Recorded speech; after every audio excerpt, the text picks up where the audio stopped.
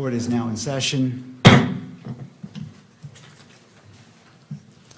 Calling case 251-403-576, State of Utah versus Tyler James Robinson.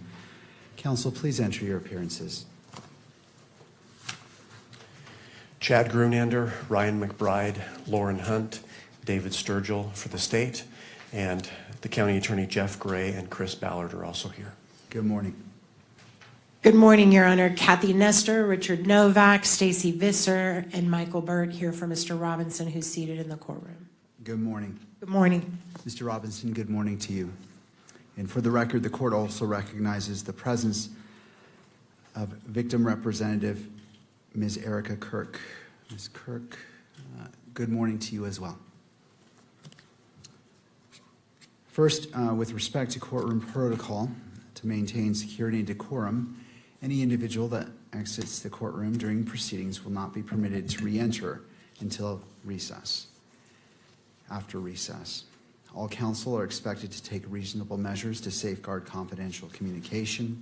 Such measures may include the use of screen protections on electronic devices and care to avoid the inadvertent capture of privileged or private discussions by recording equipment or by those present in the courtroom. Second, the court will address the camera operator and the still photographer. If both of you could please approach the lectern.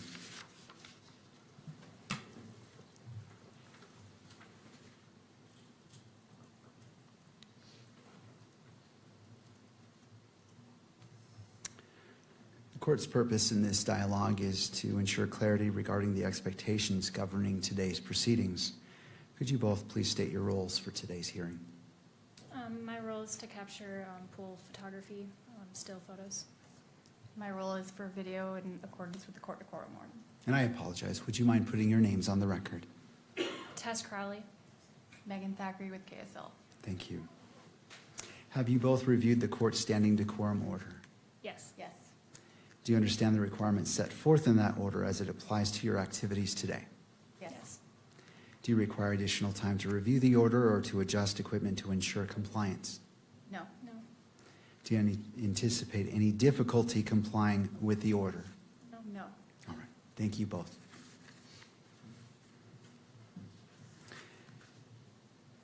Before we begin this morning, the court wishes to acknowledge the importance of the safety, dignity, and well-being of all those who are present or who may be present during these proceedings, including the parties, counsel, witnesses, court staff, and members of the public. The court is also mindful of its solemn obligation to protect and uphold the constitutional rights of Mr. Robinson and Ms. Kirk. In furtherance of those important interests, all persons attending these proceedings are reminded that portable electronic devices are not permitted in the courtroom or on the fourth floor. Cell phones are not permitted in the courtroom unless expressly authorized. Any unauthorized possession or use of a cell phone or electronic device in the courtroom may be addressed by the court. For those individuals who have a cell phone, I invite you to join me as I silence my cell phone to ensure that the proceedings today can proceed without distraction. The court also expects every person in attendance will be treated with the dignity and respect to which they are entitled. Consistent with this court's standing decorum order, all spectators shall remain quiet, civil, and orderly at all times. Spectators shall not engage in conduct that is distracting, disruptive, provocative, disrespectful, uncivil, or threatening in any manner. Spectators shall not make audible comments of any kind, shall not shake or nod their heads, and shall not make gestures or of other visible reactions during the hearing. Spectators shall also not wear or display pins, buttons, signs, clothing, photographs, or other items expressing support for or in opposition to any person connected with this case or expressing any position concerning the status of this case as a capital offense. The court appreciates the cooperation of all present in maintaining a courtroom environment that is safe, respectful, and orderly, and faithful to the rights and dignity of every person involved.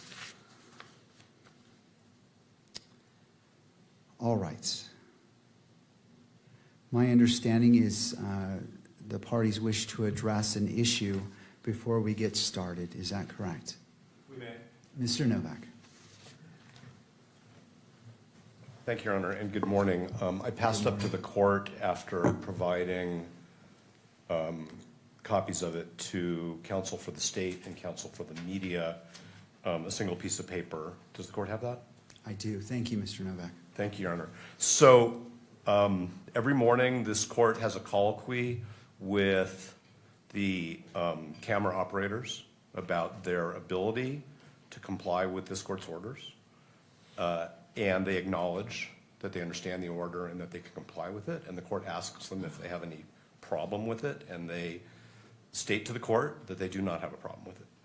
We also spent many, many, many hours of court time addressing which exhibits will and will not be published through the electronic media.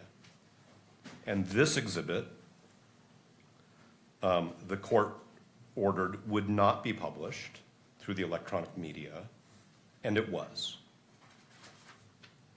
And without belaboring the point, the court can imagine our concern that the media and the state who control this exhibit and the publication of this exhibit in the courtroom as per the court's orders failed to comply with this court's orders after all of the effort that we made and the court made to make sure that the court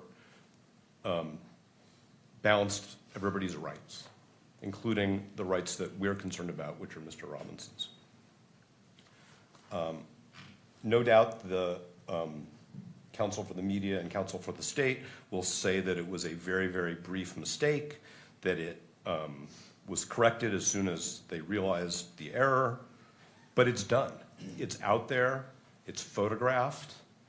I'm informed secondhand that if I want to buy this image and maybe even have it framed and put behind museum quality glass, I can do so and put it up in my office. Obviously, I'm not going to do that. But my point is, it doesn't matter how long the court's order was violated. When we live in an electronic world, it's done and it's permanent. And we just wanted the record to be clear that we're concerned that the court's orders have been violated, and they've been violated with respect to an order that was specifically designed to protect Mr. Robinson's right to a fair trial. And I don't want to belabor the point any further. I'm also not going to refer to the exhibit with any more specificity because it's not necessary. Is there a requested remedy or potential sanction that you feel is warranted given the actions which you have outlined this morning? I think that we would like to think, when I say we, I mean Mr. Robinson's counsel, about that. We have, as the court knows, repeatedly asked this court, moved this court, not to have electronic broadcast of this proceeding, of any of the proceedings, and specifically this proceeding. The court denied those motions and overruled our objections to the specific EMC requests. So I think it's a little premature, but I can represent to the court that we will suggest a remedy in advance of the next hearing. Well, Mr. Novak, I appreciate that, but I would ask that if it is something that is concerning, that it be addressed immediately. So I'm not going to wait until this.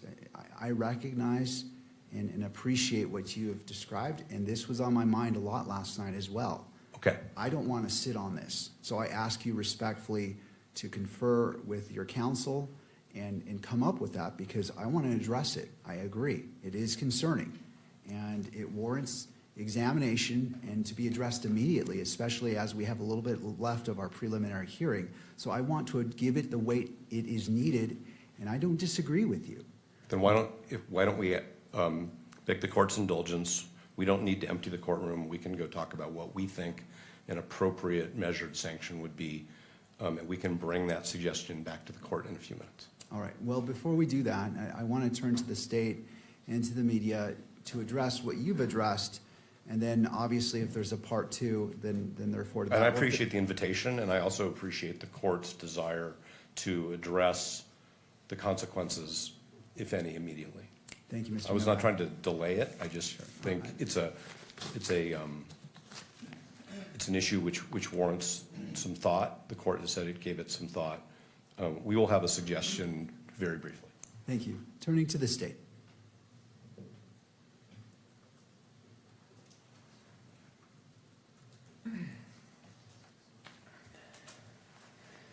Thank you, Your Honor.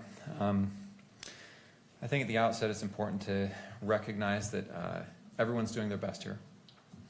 The court is, I know the clerks are, I think the media is, we certainly are, and the defense is. This issue came up in the context of an examination of a witness. One exhibit was published. Before the exhibit at issue was also brought onto the screen, I explained what we were going to do, and then the exhibit was brought onto the screen. I reviewed the video last night. The camera captured this for approximately 2 seconds. The camera operator, I think acting in diligence and appropriateness, immediately panned as soon as she realized that there was a new exhibit on the screen. The court took it down. As soon as they realized that an exhibit was on the screen, I immediately instructed my paralegal to take it down, and it was. Defense, I think everyone involved here made quick and appropriate efforts as soon as they realized a mistake had been made to remedy and mitigate that issue. As I explained what I was what we were going to do, defense counsel did not object as that happened. And the reason I bring that up is because of the requirement for timely objections. Moreover, I do want to say this exhibit was read into the record. It was allowed to be read into the record earlier. It is also in an earlier pleading, which is the information. This portion of that exhibit, I understand, is in the information. And it is largely cumulative of Exhibit 16 and 16.1, which were previously admitted into evidence and published to the media. Finally, we are going to be dealing with a lot of publicity when it comes to media coverage, and I think that's really where the remedy is going to be addressed. I understand there may be a remedy that can be fashioned today to prevent this kind of thing going forward or going on in the future in this hearing, but I think ultimately that's where this will be addressed. Any other questions from me, Your Honor? Well, not at this time. I will afford you the opportunity, obviously, to respond when the defense comes back. I want to weigh this and taking in consideration, and I find your representations to be accurate as to what occurred. I believe that I noticed it and asked for it to be taken down because I have a live stream on my screen for that very purpose. And the sequence, I believe I made note, and if I'm wrong, please correct me. It's been a long 4 past days, but that's the only addition that I find to the representation. And certainly, Mr. Novak, feel free to correct it if you believe the sequence was any different. I just want to make sure a clear record is being made of what happened in order for whatever happens next to be appropriate and proportional to the actions that occurred. No, and that's consistent with my memory, and I also reviewed the video, the live stream as well, in preparation for this issue today. So that's exactly what I think happened. From my perspective, examining the witness, I did not have a view of what was being published to the public and the media, and so I think the court immediately, as soon as it recognized that, brought that to everyone's attention. Thank you, Mr. McBride. To the media.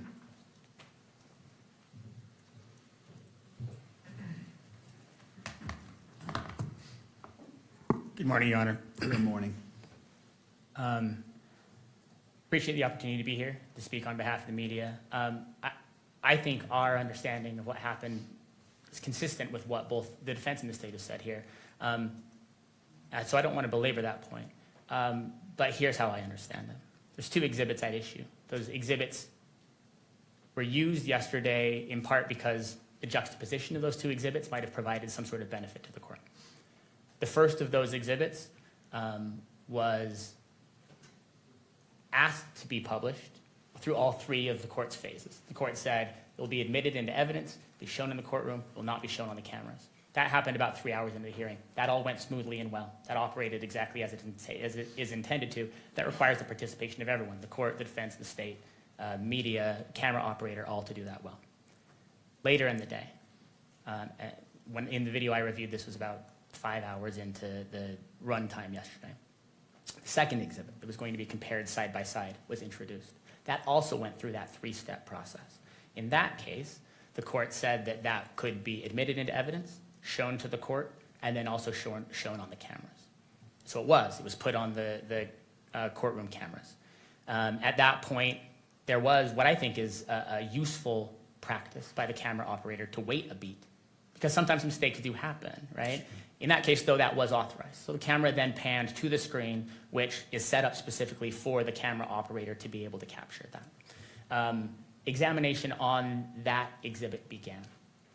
Then, because the examination seemed to call for that juxtaposition, without much warning for anyone involved, the previous exhibit that was intended to be juxtaposed was placed on the screen. From, I think, a observer's view who didn't know where the testimony was going without warning. The camera operator, I think quite astutely, within seconds, recognized this is a different exhibit, and recalling the court's prior order, recognized I should pan off, and did within seconds. I think at the time that was happening, the court also caught that and said, let's not do that. Now, and that was the end of it. I think the 2 seconds is about right. I don't want to minimize that. I understand the point that Mr. Novak is making. We are operating in some ways on high wire, and we are trying to place as many nets as we can, and all the parties are working together to try to do that. But in the age in which we live, one of the challenges is that sometimes when something like that is placed on a live screen, someone can screenshot it, and like Mr. Novak said, if they want to put that for sale on the internet, then they can. That's why working together to ensure that even small mistakes like that don't happen is critical. And the media has the media coalition that are given the opportunity and the benefit of being able to be here to run cameras and to take photographs have complete buy-in on that point. There are, of course, people out there watching a live stream that are not part of our coalition that we can't control, and that's why it's so important that we get these pieces right. I do want, without going too far into the evidence, to note not only that several lines of this exhibit are available publicly in the information, but that the full text, every word, of that exhibit is contained in a search warrant, in this case, that was initially filed on September 17th. This is in the 4th District, but in a different court. Was held for 6 months, as search warrants often are, but then on March 17th, March 16th, March 17th, was released in full. On page 7 of that search warrant is the full text of this exhibit. I don't want to suggest that anybody gets the right to say, well, I think it's public. The court has said don't show it in the screen, but since I think it is, we'll just come back later on and tell the court it's not a big deal because it's already public. That's not how it works. If we say we think it's in the public, the court says, I understand that, but I'm going to make an order. That order should be adhered to. But I do, for the purposes of prejudice, for potential remedy, for the court's concern and the court's sleepless nights, I do want the court to know that as well. And members of our coalition have pointed out to me as we've talked about this, while we take this very seriously, it is true in this case that the full text of that, not the image of the exhibit itself, but the full text is already in the public sphere, has been reported on, and is out there. I only want to reinforce, to close, the recognition that the media, our coalition, I, as an attorney for that coalition, have an obligation to make sure that mistakes don't get made.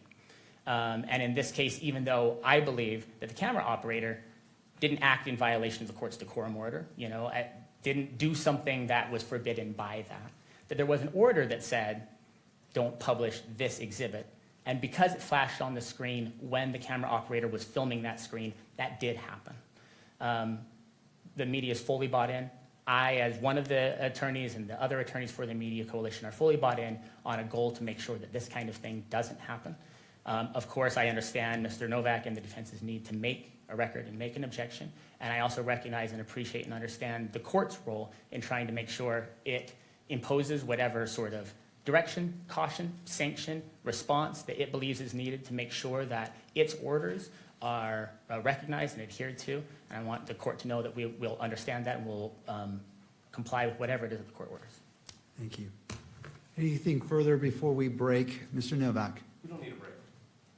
Okay. Well, The court wants a break. I want to review this I'm sure there is a stream out there. I want to look at it again in order to appreciate the full effect and exposure. I remember it, but given the nature of this and trying to weigh the constitutional rights of all parties, I want to be thorough and look at it exactly.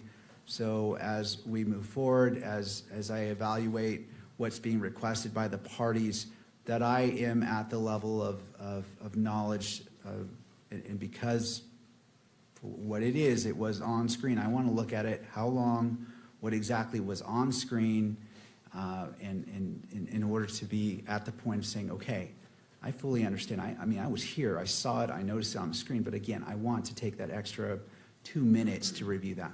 I am not suggesting that we rush through this at all. I just wanted the court to understand that our request for the remedy and the sanction, we are prepared to share that with the court, but we can certainly wait until the court has had an opportunity to review whatever the court thinks it needs to review.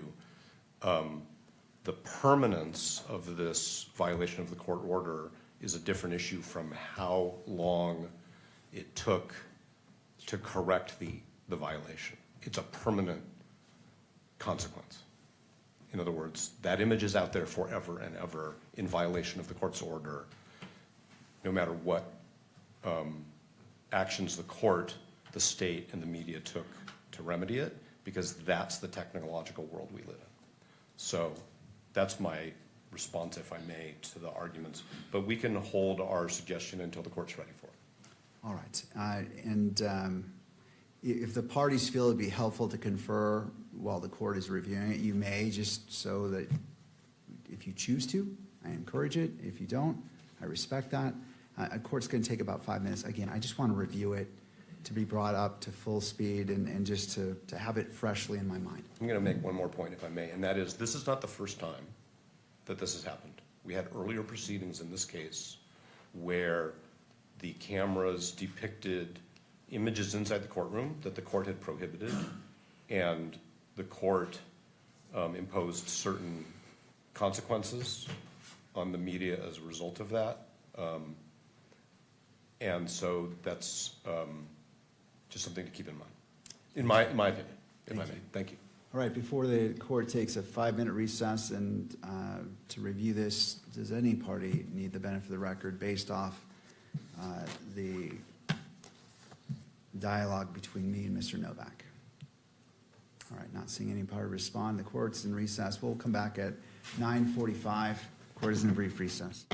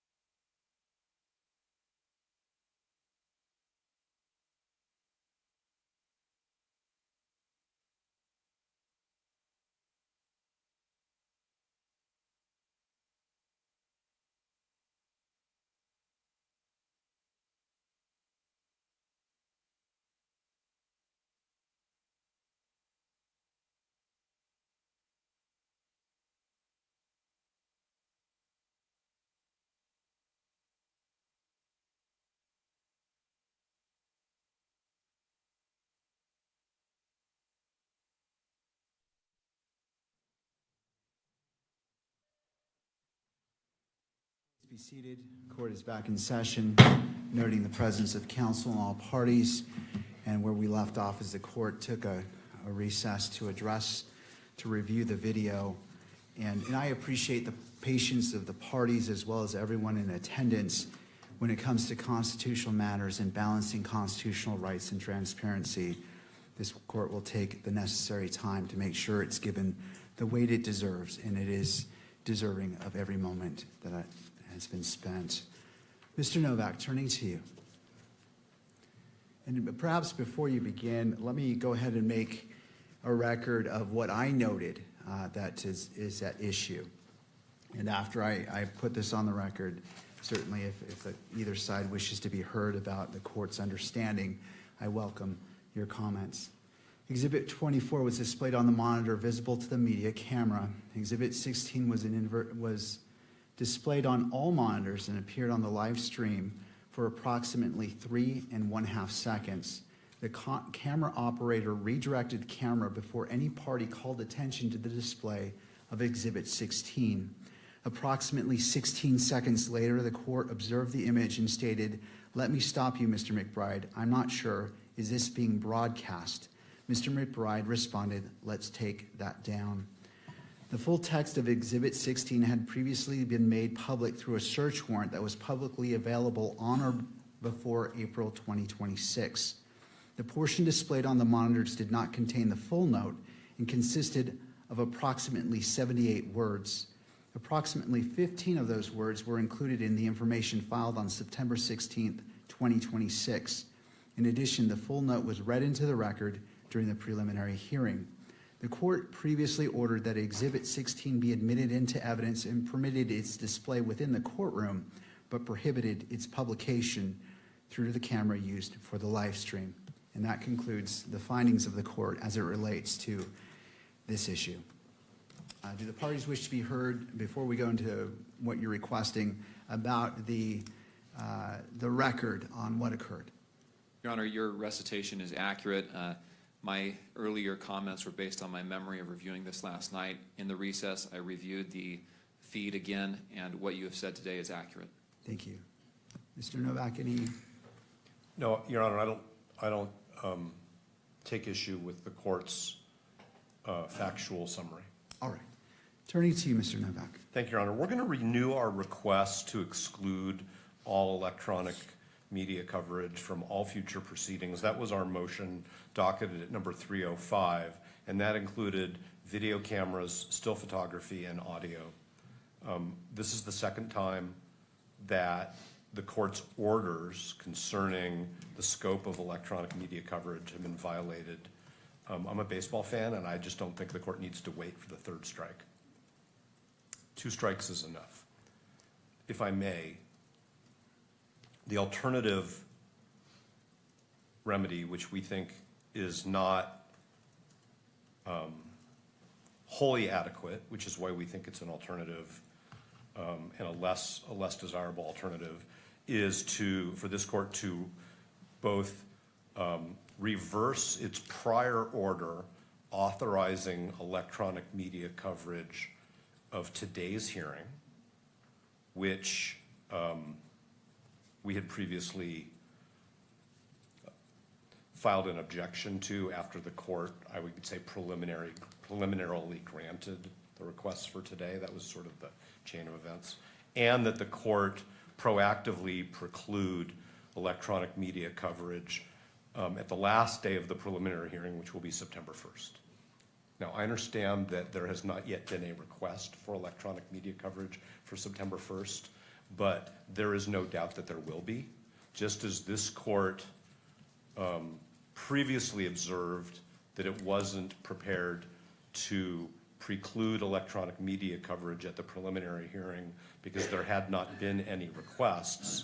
There were requests, and those that were timely were all granted. The court denied one request because it was not timely for one particular day. So I guess the way it would be is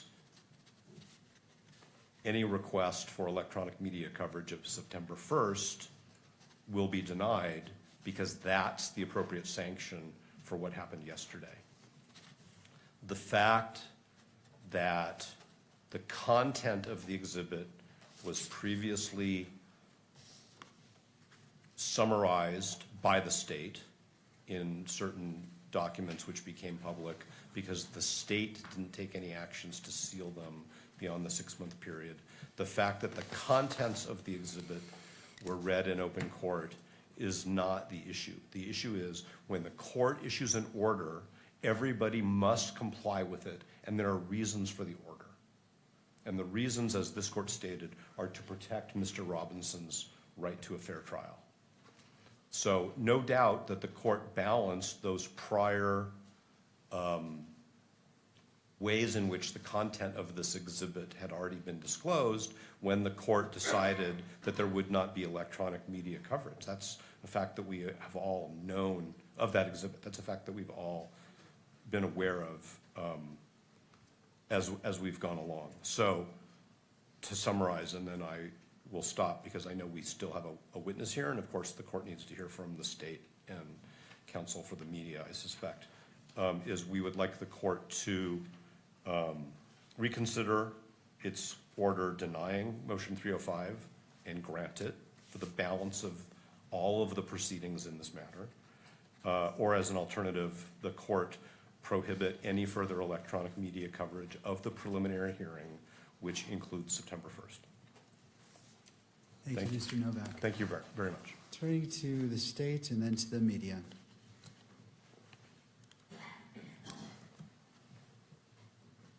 Yes, Your Honor, as to the remedy, we've heard of instances where the media has been able to delay publication of the recordings of the proceedings.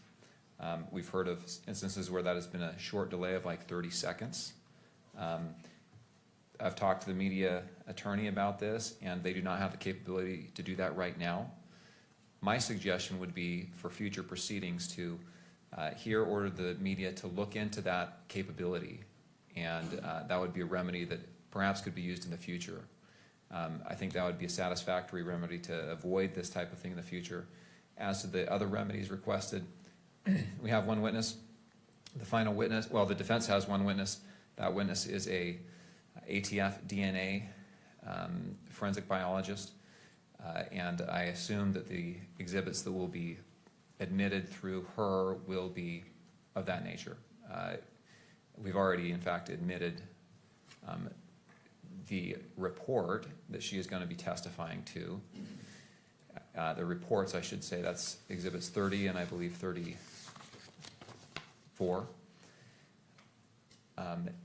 And so I don't think we have, and those have already been published, I don't think we have the same risks or, I'll just say risks with her testimony as we do with some of this other evidence that has already been admitted. Thank you. To the media.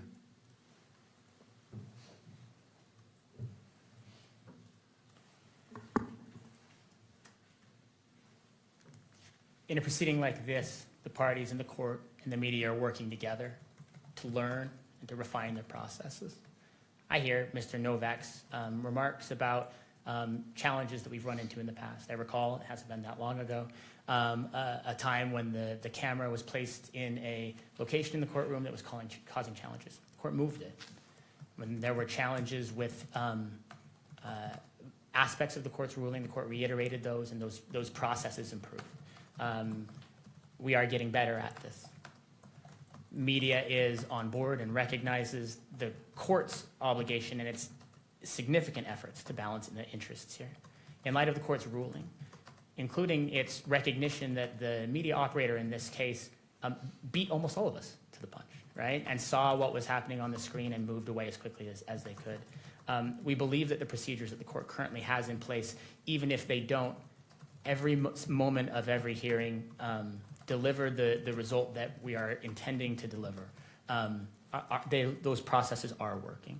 I don't believe that a further adjustment, much less a sanction, much less a revisitation of something that says let's keep every photographer, every camera out of this courtroom for every proceeding. In light of the court's well-reasoned and exhaustive rulings after long briefing on all of this, the court is currently balancing these interests correctly, and we therefore ask the court to allow the parties to recognize that the time we're dedicating this morning represents a reiteration of the importance of these principles. The media and the parties all recognize that, and we'll continue to endeavor at all times to do all that we can to ensure that those are adhered to, and let the parties go forward under the current procedures without further order or sanction by the court. Thank you. Any further arguments before the court issues its ruling? No, but thank you for the opportunity. Thank you. And just updating my notes as I'm intending to issue this ruling right now. I'm just making sure that I'm capturing all the points made in the argument right now.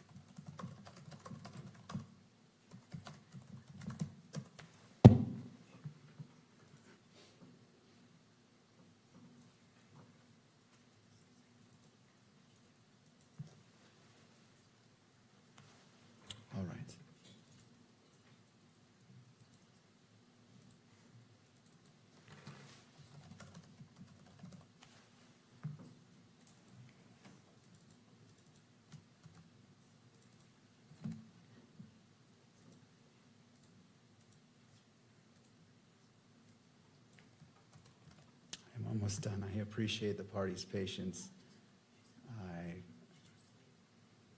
This issue rises to the level that necessitates great care.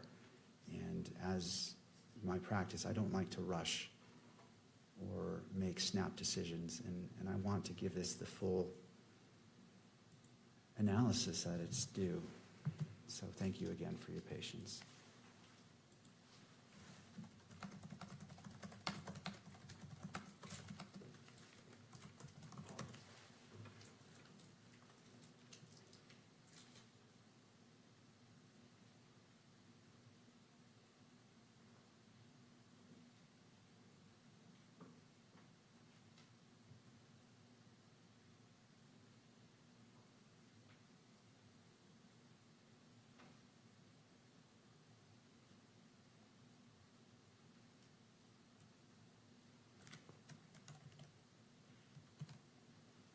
All right. Court will issue its ruling on the request by defense. The constitutional rights of Mr. Robinson and Ms. Kirk are paramount. Although transparency in judicial proceedings is a fundamental interest, it must be balanced against the constitutional rights of all parties. Having considered the arguments presented by counsel and having reviewed the events that occurred yesterday, the court finds that its order prohibiting the publication or broadcast of Exhibit 16 by the media camera was violated. The court agrees with the defense that this constituted a violation of the court's order. Compliance with court orders is essential in all proceedings and is of particular importance given the nature of these proceedings. With respect to defense's request as a sanction that the court reverse its ruling on defense motion 305, motion to exclude cameras, the request is respectfully denied. The analysis underlying the court's prior ruling remains unchanged, and the court adheres to its reasoning and conclusions. With respects to the defense's alternative request as a sanction to prohibit all cameras and electronic equipment from today's proceedings, thereby preventing the electronic capture of the proceedings for those inside and outside of the courtroom, the request is granted in part and denied in part. Effective immediately, members of the media shall no longer capture or broadcast any exhibits displayed by the parties during today's proceedings. The court finds this sanction to be proportional and appropriate in light of the violation of the court's prior order. The court reserves this sanction as it relates to September 1st. It is not before the court. There has not been a request for electronic media coverage, and the court won't issue a pre-ruling. When it becomes, that request has been filed and all the deadlines which the court has imposed in regards to the MC filing are in place, if motions are filed, the court will entertain motions in brief argument ahead of the September 1st hearing and address it at that time. This is the ruling of the court. Thank you. Turning to the defense, if you wish, you may call your next witness. Judge, we would like the benefit of the record before we start taking evidence today. Yes, Mr. Grenander, and I'll allow all parties, given the ruling of the court, briefly. And I'll be brief, Judge.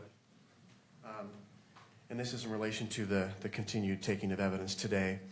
And I'll start my statement, Judge, with something that was very insightful that you said the other day.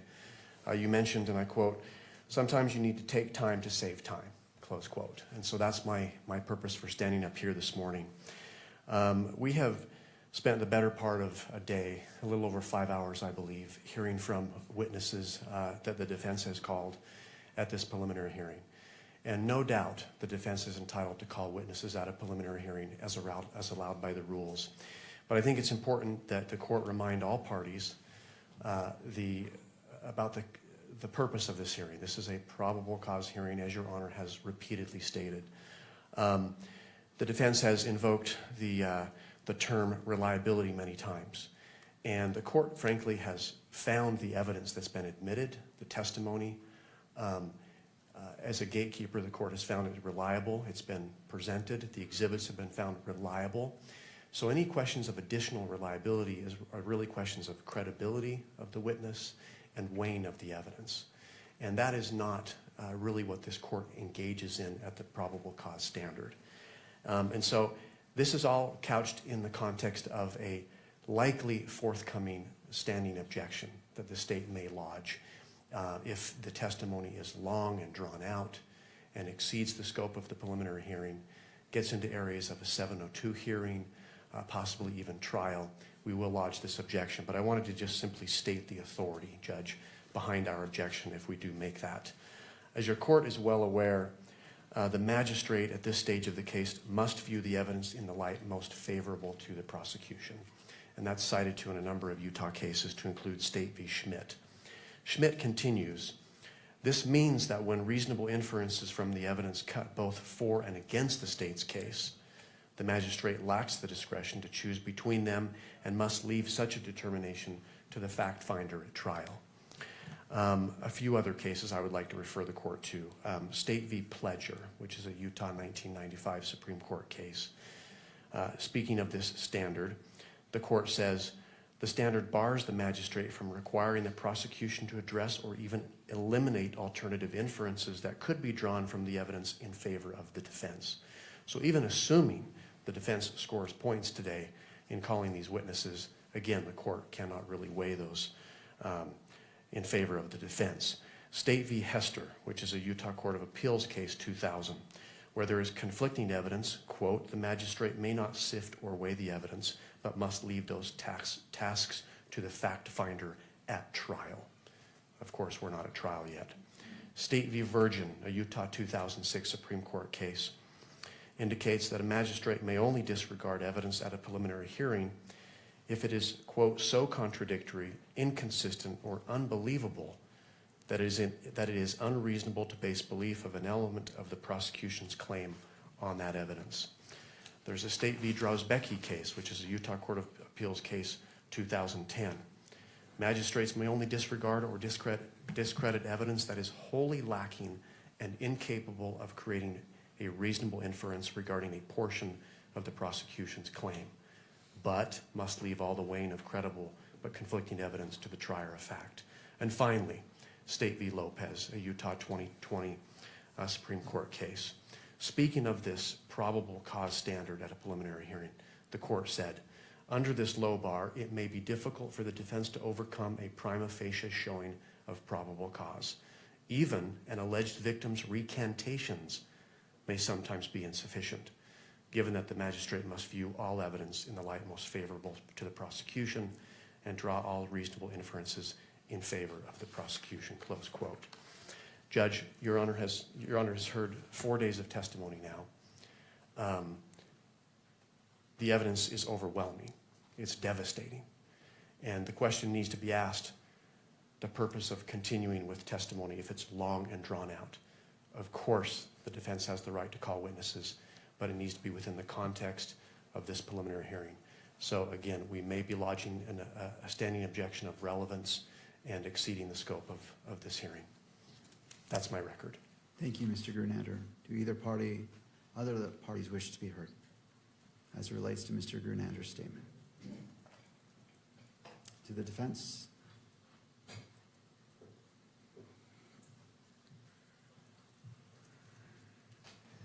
I'm not sure what was being requested by Mr. Grunlander.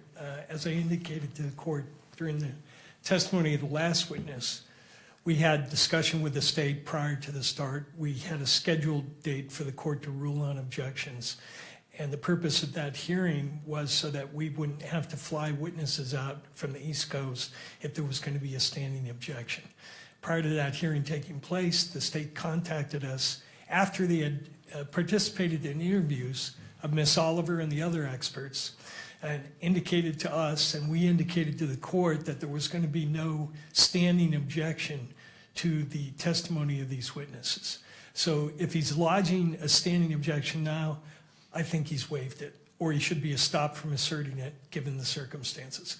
I didn't hear that he was asserting that, and I intend to keep this next witness focused on the issue that I think is relevant, which is the state presented DNA reports through a non-expert.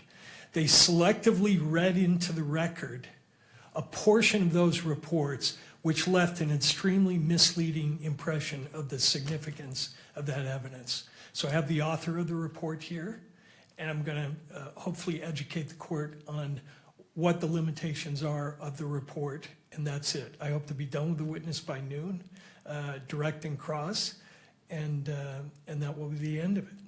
All right, thank you, Mr. Burt. And before I have you call the witness, just want to make sure that the media had well, I'm not sure if the media needs to be heard on Mr. Grunander's response. No, Your Honor. All right, thank you. All right, Mr. Burt, you may call your next witness. Thank you.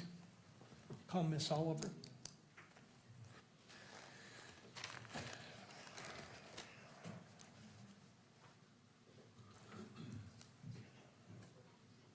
Ms. Oliver, if you'd like to come forward and be sworn in.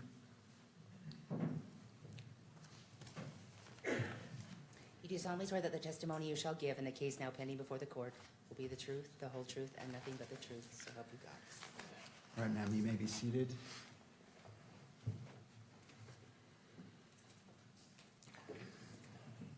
And there's a water bottle to your left if you wish.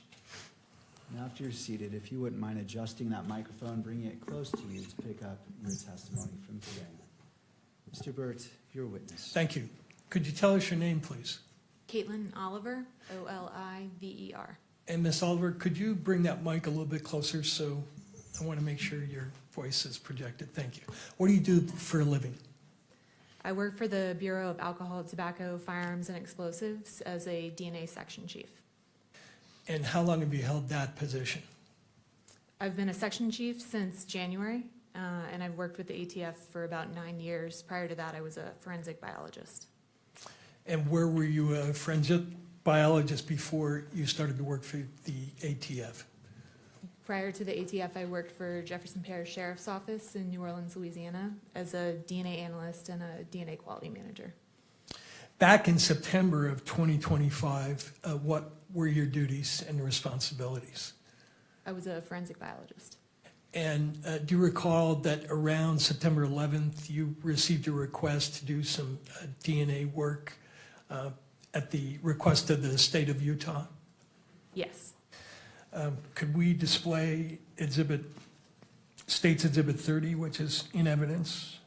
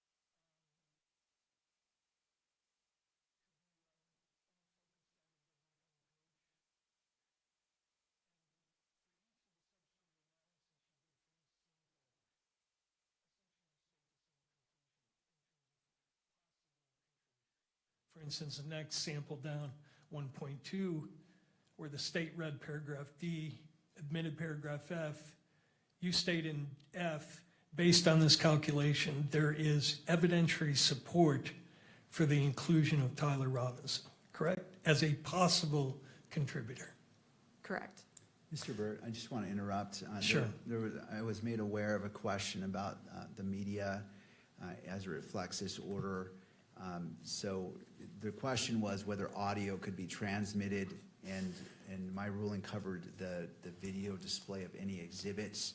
And so I just want to make sure that's the understanding of all the parties, that the audio of your portion discussing evidence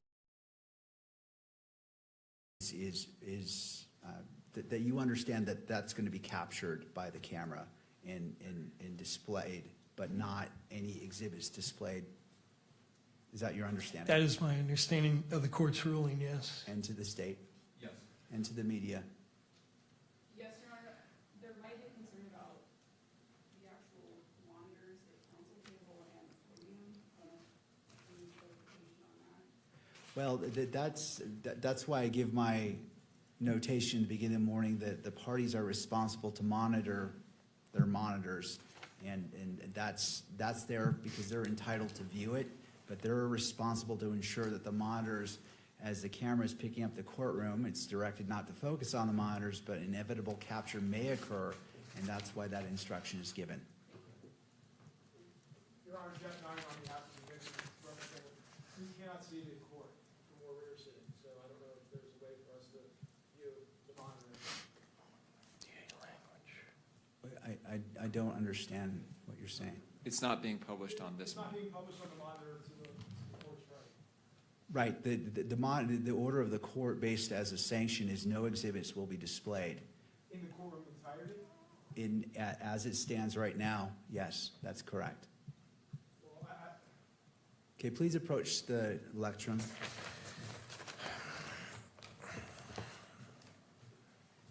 Your Honor, it's just hard for the victim's family to be able to follow the evidence if everyone but the victim's family is able to view the exhibits here in court. Thank you, I appreciate your concern. This monitor is not on either. So it's only the attorneys. The attorneys have a right to view what exhibits are being displayed, to make their motions, objections, and to see it. It is the court's discretion on what's displayed in the courtroom for publication, and the court issued a sanction given the events of yesterday, and that's the court's ruling.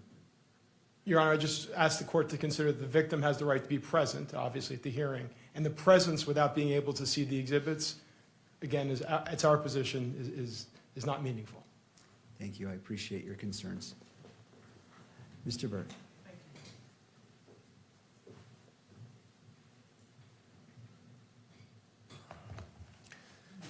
Could you redisplay Exhibit 30, please? And again, while he's doing that, that same conclusion where you include the language, go back to that page, please, 5. Use the term, there is evidentiary support and possible contributor. I want to focus your attention on the words evidentiary support. We've had a prior witness testify that, from the FBI, testified that they use a scale and they characterize the support along the lines of strong. Are you familiar with that type of a scale? Yes. Does your agency employ that scale? We can come to 5 conclusions at our agency, so there can either be exclusion, limited support for exclusion, uninformative, limited support for inclusion, and support for inclusion. And I take it from what you just said, you don't use these qualifiers strongly. The words strongly include things of that nature. Yes, we don't use a verbal scale at our laboratory. Is that a scientific phrase when you talk about instead of saying that there's support for an inclusion, you instead say there is strong support for the conclusion? So our laboratory doesn't use a verbal scale due to the fact that they add subjective words to the front of this word support. It is our stance that the likelihood ratio statistic, the number stands on its own. So we report the likelihood ratio and either support for inclusion or support for exclusion. Thank you. Would you go to page 8 of the report? And highlight the very top of the first 2 sentences. You included this language in your report, correct? Correct. And in fact, you included this language in all 3 of your reports, referring to the conclusions conform with the relevant Department of Justice policy on uniform language. That's correct. Right. And why do you include that language in all 3 of your reports? It's standard language for our reports. Our reports adhere to the DOJ Ultra statement. Okay. And could you go now to Exhibit Oliver 4 for the witness only? Not admitted yet. Are you familiar with this document, the Department of Justice Uniform Language for Testimony and Reports for Forensic Autosomal DNA Examination using probabilistic genotyping systems? Yes, I am. Right. And would you go to page 4 of that document, please? And the court has heard some prior testimony about this Department of Justice directive. What is ATF's, what is your understanding of what the qualifications and limitations are that are required by this policy of the Department of Justice? What are you not supposed to be saying in connection with the reports that you wrote in this case? There's a few things that the Ultra document states. First, it states if you use a verbal scale, which we do not, then you need to use the one dictated in the document. This is in an effort to unify the language coming out of DOJ laboratories. It also says that we cannot state that our evidence is infallible, nor can we state that there is a inconclusive result. Shall not state that it's infallible or have a 0 error rate, correct? Correct. It also states, does it not, that you shall not assert that a likelihood ratio of any magnitude provides an absolute identification or source attribution of an individual to an evidentiary sample. Correct. And are your reports in conformity with that? You're not stating or implying that anything you did here is asserting an absolute identification of someone as the source of any of the evidence that you examined, correct? Correct. With forensic evidence, it's impossible to state with 100% certainty anything. That's why we report a likelihood ratio, to speak to that uncertainty with a statistic. All right, and would you go to the next page of that document? This policy requires that you not state or use the expressions reasonable degree of scientific certainty, reasonable scientific certainty, or similar assertions of reasonable certainty. You didn't do that in any of your reports, correct?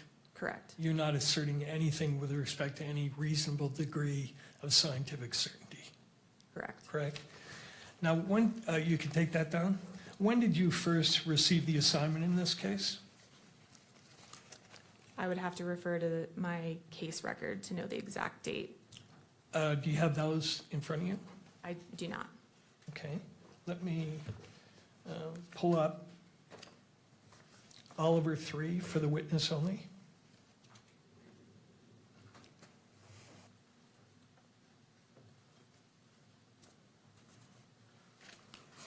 And go to the third page. Does that third page help refresh your memory on when you may have received this case? Yes, on September 12th, 2025. Okay. Is that when you first started doing work on the case, do you think?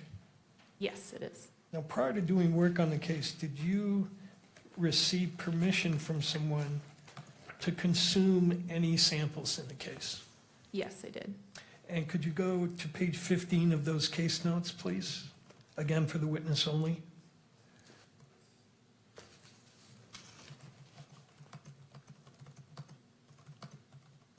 Do you recognize this email? Yes, I do. And can you tell me what the email is and what information it conveyed to you in connection with your examination? Yeah, so it's standard procedure at our laboratory that when we receive a case, we request permission to consume from the agent. We request that they reach out to an attorney if one is assigned. In this case, we will not begin any work on the case until we've received that permission to consume. So this email is us receiving permission to consume the samples and move forward with testing. Now, does your policy have, does your lab have a policy for preserving samples for independent testing by the defense? Where possible, we will not consume samples where it's possible. And that policy is a longstanding one, not only in your lab, but pretty much everywhere in forensic DNA analysis, right? That's correct. Goes back to 1996, does it not, when the National NRC recommended a policy that samples be split wherever possible at the front end of the analysis to allow for independent examination. Where possible, yes, that's correct. Right, and they did that because it was their conclusion, was it not, that a wrongfully accused person's best insurance against a possibility of being falsely incriminated is the opportunity to have the testing repeated. Such an opportunity should be provided whenever feasible. Correct. Okay, could you now go back to Exhibit 30? Page 8.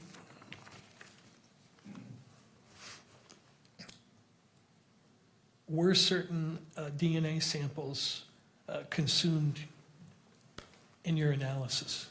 Yes, they were. And for the record, are those listed on page 8 of your report? Yes, they are. Which samples were entirely consumed in your analysis? That would be exhibits 1.4, 1.6, 1.9, 1.10, 1.12, 2.1, 3.1, 4.1, and 5.1. Okay. Then are there a number of samples listed above there in the report where you say the DNA extracts will be retained? And then you list 1.1, 1.2, 1.3, 1.5, 1.7, 1.8, 1.13, 7.1, and 8.1. Correct. Does that mean that those are all swab samples, correct? They were swabs, yes. All right. Does that mean, does your report mean that you consume the swabs, but you have some liquid extract remaining as to those samples? Correct. Now, are all of the samples, let's talk about the samples in Plaintiff's Exhibit 30. Were all of the samples you looked at there mixed samples? Could I refer to my tables in my report? Sure. Go to page 2, please.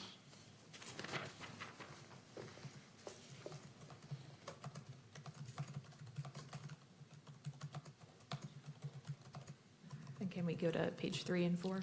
3 and 4, please.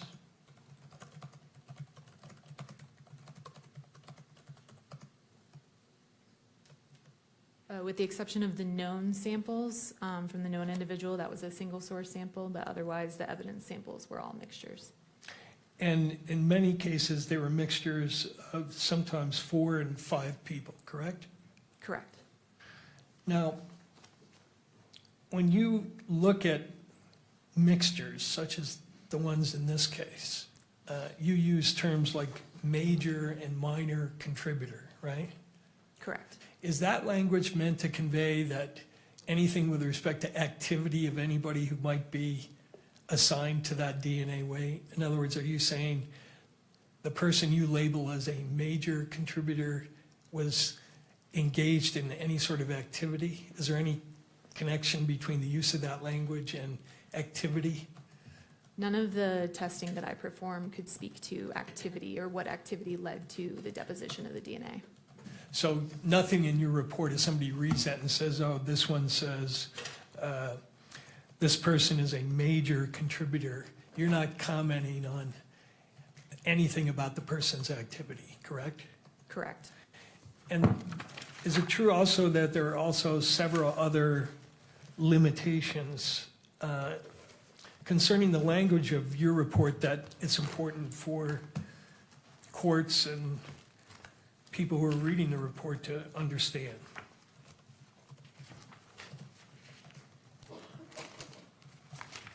I'm sorry, what was the question? Are there other limitations, in addition to the one we just reviewed, that it's important to understand about the language you use in your report? In terms, is there something specific that you're? Yeah, there is. Could you go to Baker Exhibit 30, page 1, for the witness only?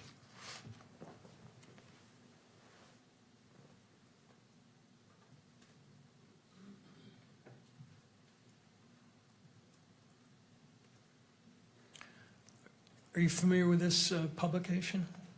Yes. This is a publication by the National Institute of Standards and Technology called Forensic DNA Interpretation and Human Factors. Correct.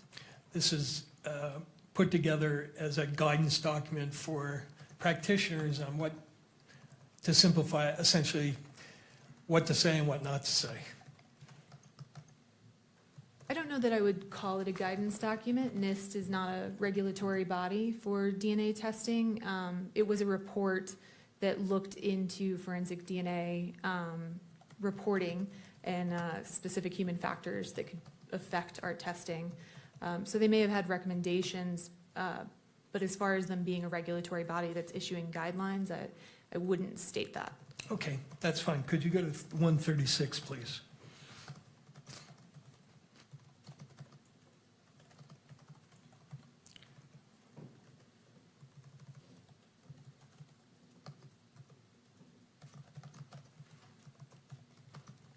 $136.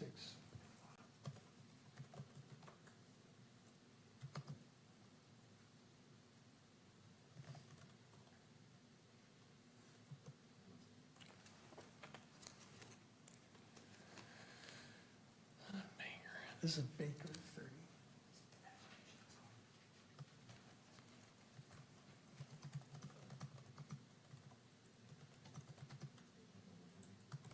Keep going.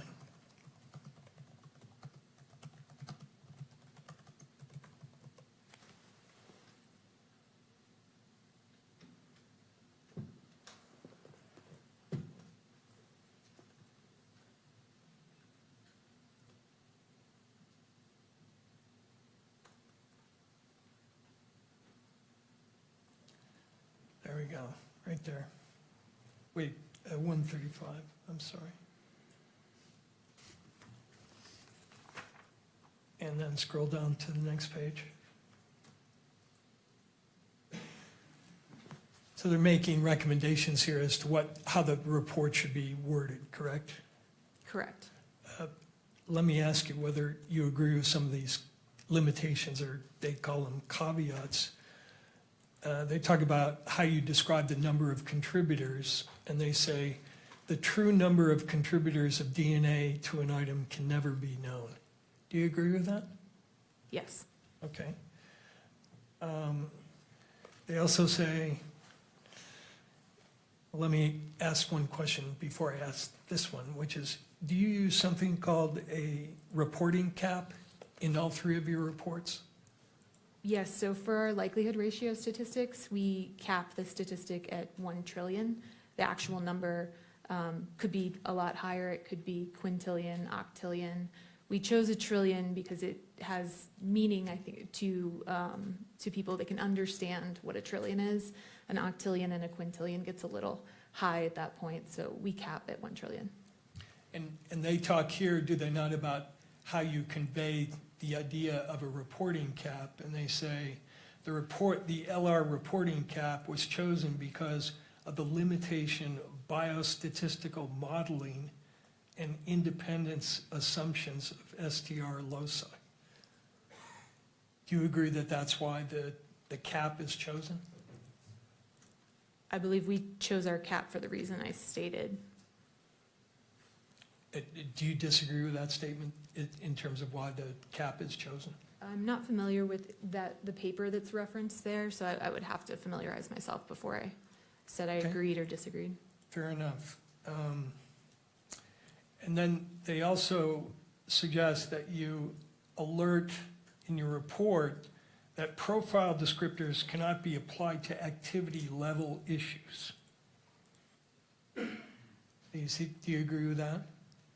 Yes, so this is what you were stating about calling a major contributor. It doesn't speak to the activity that led to the DNA deposition. Right. DNA profiles may be described as major, minor. However, these descriptors should not be interpreted in the context of a decision regarding the nature or the mechanisms, actions, or timing that led to the deposition of the DNA. You agree with that?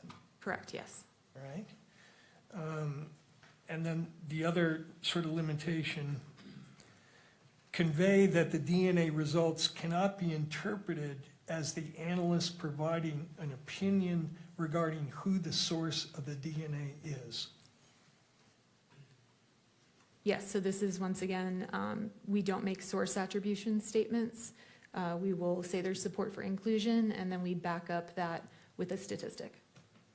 So from a scientific standpoint, you couldn't read the paragraph that sets out the likelihood ratio in your report, whatever the number, and then blast a headline in the media, Mr. Robinson's DNA is found on this item. That's a source attribution, is it not? Correct, yes. And that would not be scientifically defensible, would it? Correct. Okay.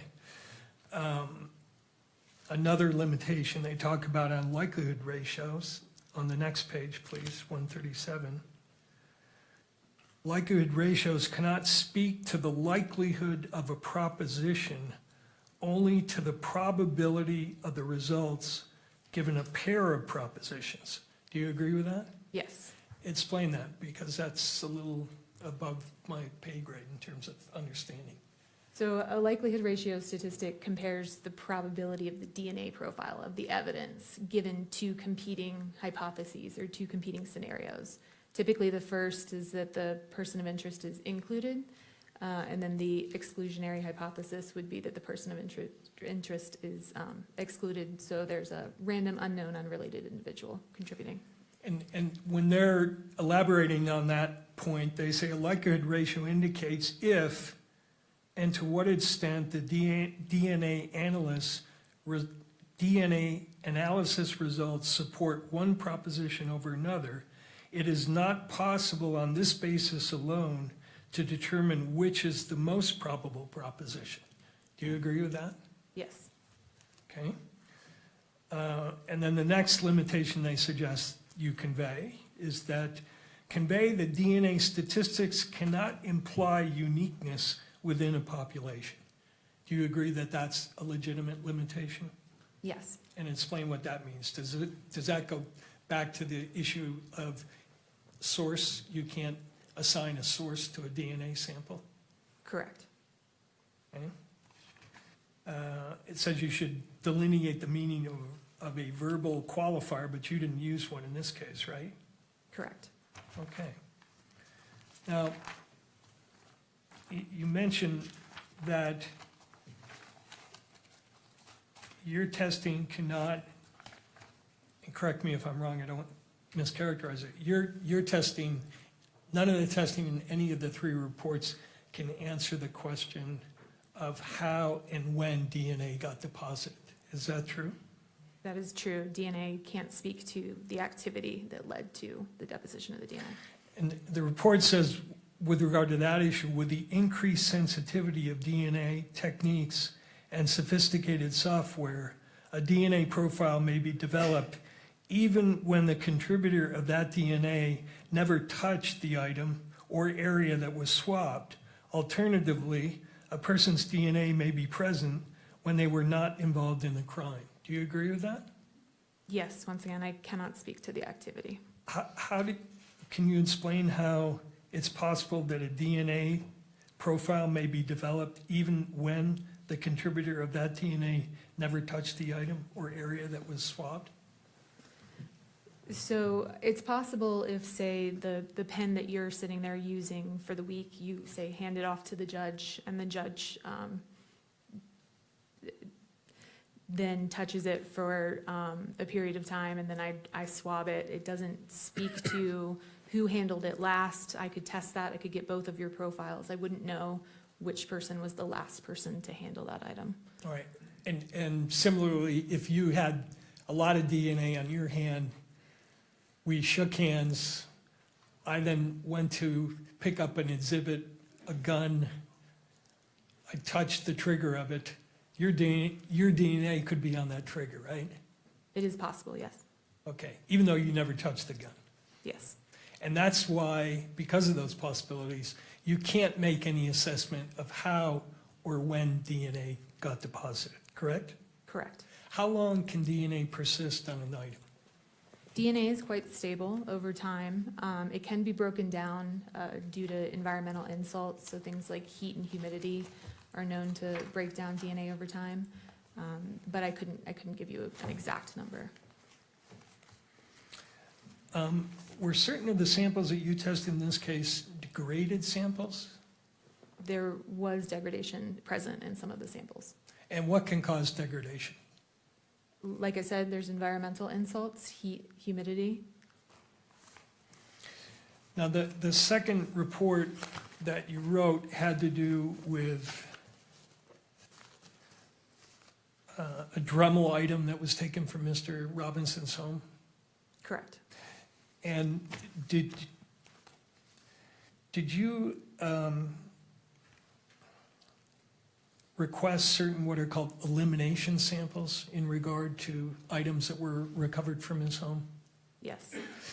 Tell the court what an elimination sample is as opposed to a sample that relates to what's called a POI, person of interest.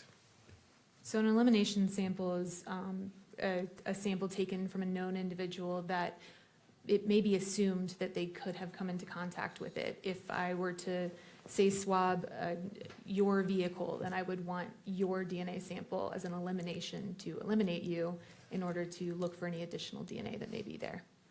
And you say they're assumed contributors because depending upon the location, for instance, somebody's house, you would expect if there were multiple people in that house that perhaps everybody in the house could contribute to a certain DNA result.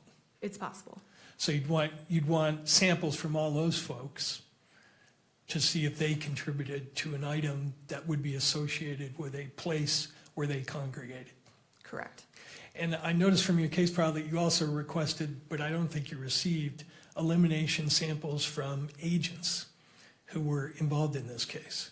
Correct. Why do you request those samples? The type of testing we perform is quite sensitive, and so it is a standard practice that we request elimination samples from any of the investigators involved in order to potentially eliminate them in case they could have contaminated the evidence. Okay. Now, in report number 157, if you could bring that up, please. Oliver 157, which has been admitted.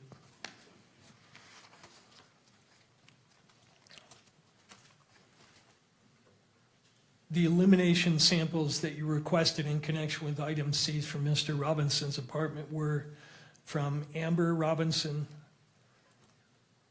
Matthew Robinson, and Lance Twiggs, correct?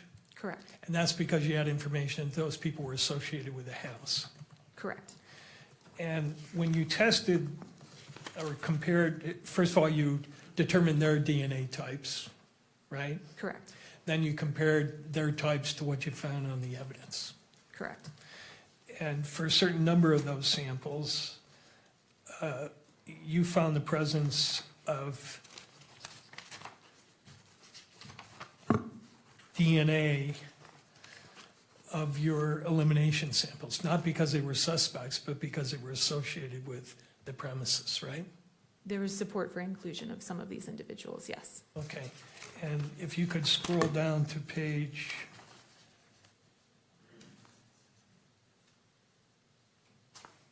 4, which is the table. I just want to review briefly with you. for instance, item number 1.4, which was a swab from the rifle, you used the elimination sample of Mr. Robinson's father, and you found his DNA on that particular swab, correct? I would say there was support for inclusion of Matthew Robinson on the sample obtained from the swabs of the bolts of the rifle. I'm glad you pointed that out. That's, again, consistent with your other testimony. You're talking again about support for inclusion as a possible contributor. Correct. And there Again, was- not because he's a suspect, but because he's associated with that premise. Correct, and there would have been a likelihood ratio statistic calculated and to go along with that. Okay, could you go to the next page?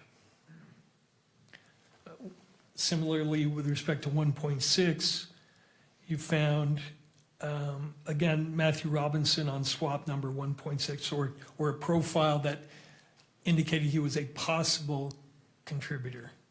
There was support for inclusion of Matthew Robinson. Okay. And next page, actually go page to page 7.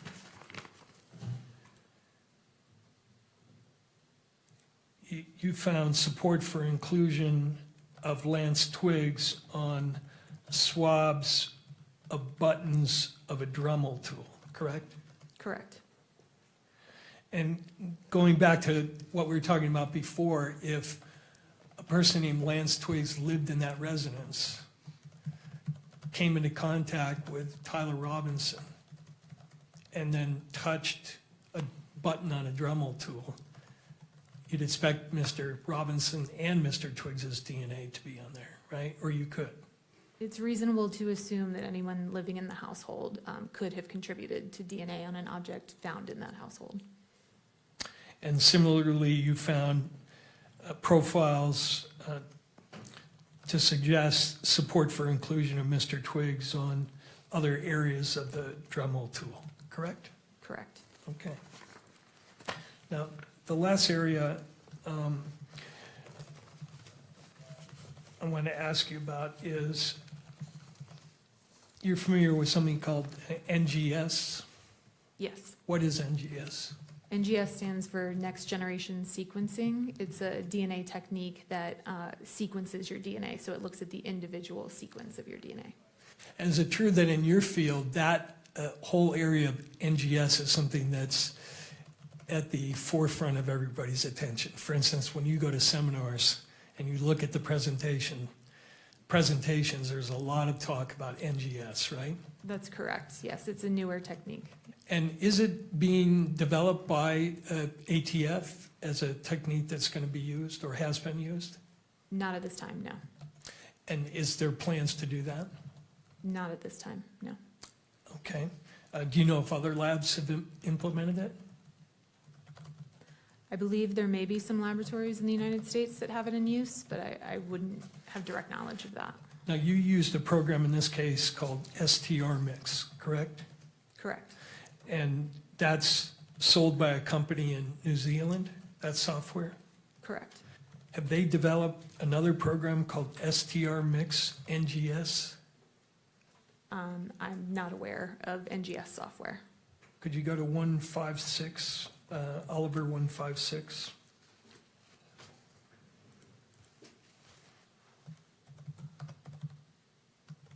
Let me know when you're there.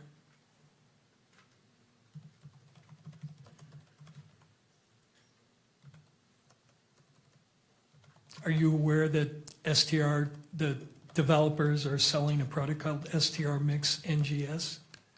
I was not aware, no. Okay. Now, sequencing analysis is different than what you did in this case, correct? Correct. And how so? As I said, sequencing is looking at the individual sequence, the individual bases that make up your DNA, as opposed to the testing that I'm performing, which is looking at length variations. So STR testing, which is the testing I perform, looks at areas of the DNA that are known to be highly variable between individuals, and the there are areas where the DNA sequence repeats itself over and over again.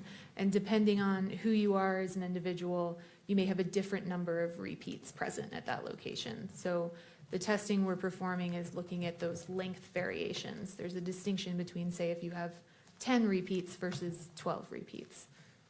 But you're not looking within those lengths to see what the sequence of the DNA is. Correct, And that's what this new technology is designed to look at. correct.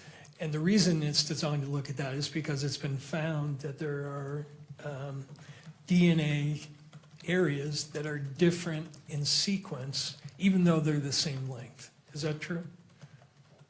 I think the reason for developing NGS software is to add another tool to a forensic biologist tool belt. Okay.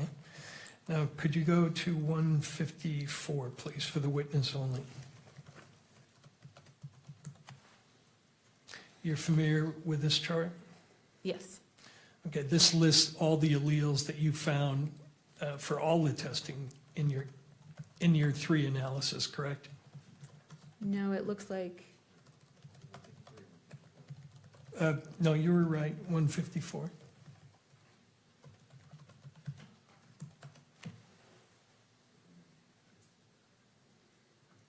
Yeah, this is one, what's the exhibit on this?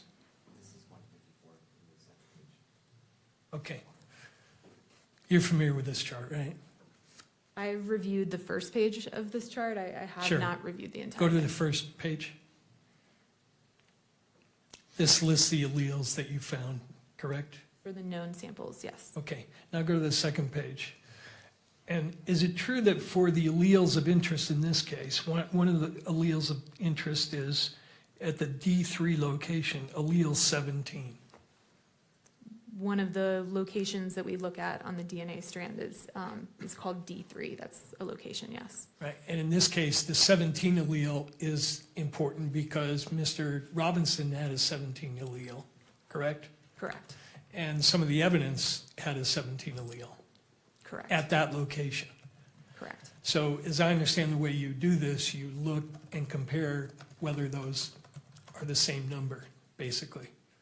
I wouldn't state that's how we do our comparison. So it's not just number matching. We're using STRmix, the STARmix software, in order to perform an analysis of the software that looks at the possibilities for a DNA profile and make comparison to the knowns that way.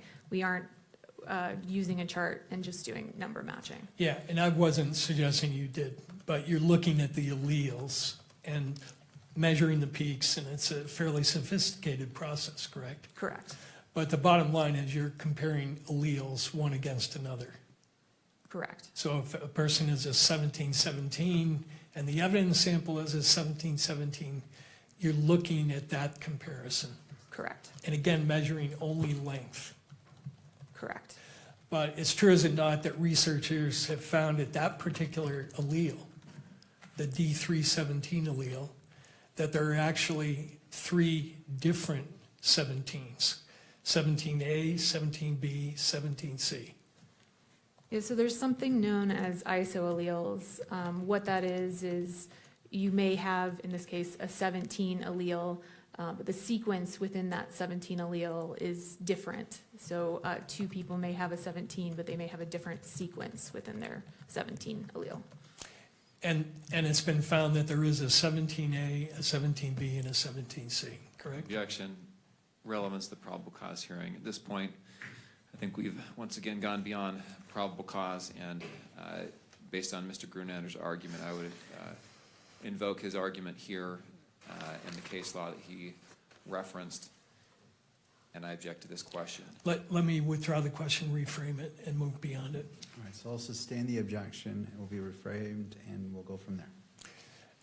It's true, is it not, that at least 5 of the locations of interest in this case, researchers have found that the alleles that you were looking at, these isoalleles, have different sequences but the same length. Objection. relevance, the witness has testified she does not do sequencing analysis here, and that's what the question is asking, is about sequencing analysis. Counsel? The point, though, is that her testing cannot distinguish between these isoalleles, and therefore it goes to the weight of the comparisons. But if she didn't do that, Yeah, that's the point, is that she didn't do it, and therefore she's not in a position to draw conclusions. Mr. McBride? That proffer is inaccurate, that she's not able to draw conclusions because she did not do NGS or sequencing analysis. She has testified that her lab and the analysis she did here is not sequencing analysis, it's something different. Whether or not she could do sequencing analysis is irrelevant to the analysis that she did do. If Mr. Burt wants to call an expert to say sequencing analysis is better or something like that, that's fine. But this expert does not do sequencing analysis. Therefore, the line of questioning that goes into sequencing analysis is irrelevant to her testimony. Let me see if I could lay a further foundation. All right, so I'm going to sustain the objection. Sure. And the question may be reasked if counsel chooses. When you do your analysis using length only, do you go by the rule that if any STR locus fails to match when comparing the genotypes between two or more samples, then the comparison of profiles between the question and reference sample is usually declared a non-match, regardless of how many other loci match? No, it's not quite that simple. What you're speaking of is an exclusion, is that correct? Yeah, right. So it's possible for DNA evidence we spoke about, it's possible that DNA evidence be degraded. In a case like that, there may be the potential that some of the profile has what we call dropped out. So it's not present. In that case, we wouldn't expect necessarily to have a inclusion or exclusion at that location because there's no information present there.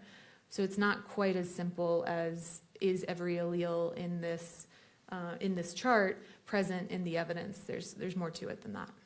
If you had a difference in sequence between a known and a question across many loci, would you exclude the person? It depends. Again, objection, Your Honor. We're going back into sequencing, which is not the analysis that was done in this case. Mr. Burt? Again, Your Honor, if there could be an exclusion based on this and the testing was not done, I think that is relevant. But as it relates to this witness and her firsthand knowledge, I'm not seeing that tie-in as it relates to her. All right, let me move on then. So I'll sustain the objection. Now, you said that all the samples you looked at in that one report were mixtures, correct? Correct. And the number you get in the likelihood ratio depends on how many contributors you estimate, right? The number is going to vary if you say I think it's a mixture of 2 people versus I think it's a mixture of 5 people. It's not necessarily the number of contributors. The likelihood ratio speaks to the weight of the evidence. And so it's comparing known individuals to the unknown sample. It could be a low number and be a single source sample. It could be a high number and be a 4-person mixture. It's not necessarily directly correlated with the number of contributors. Let me ask you if you agree with this. This is from the NIST mixture study. An likelihood ratio numeric value is not a measurement of a physical quantity. Do you agree with that? Correct. Rather, it is a ratio of probabilities in the opinion of the expert assessing the likelihood ratio and is dependent on the specific propositions used to formulate it and also on the individual making the assessment. Correct. Yes, I agree. And does the final likelihood ratio depend on the number of contributors you assume? No, it does not. It has no effect whatsoever. It can have an effect, it's possible. It's possible multiple other factors could contribute to the likelihood ratio. Is it somehow difficult to figure out how many contributors there are in a sample?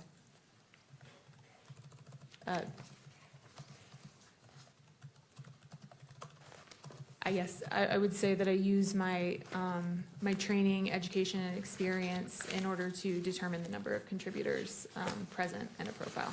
Well, I noticed throughout your report, you used the phrase, for instance, with regard to the 1.2 sample, the profile consistent with at least five contributors, at least one of which is male.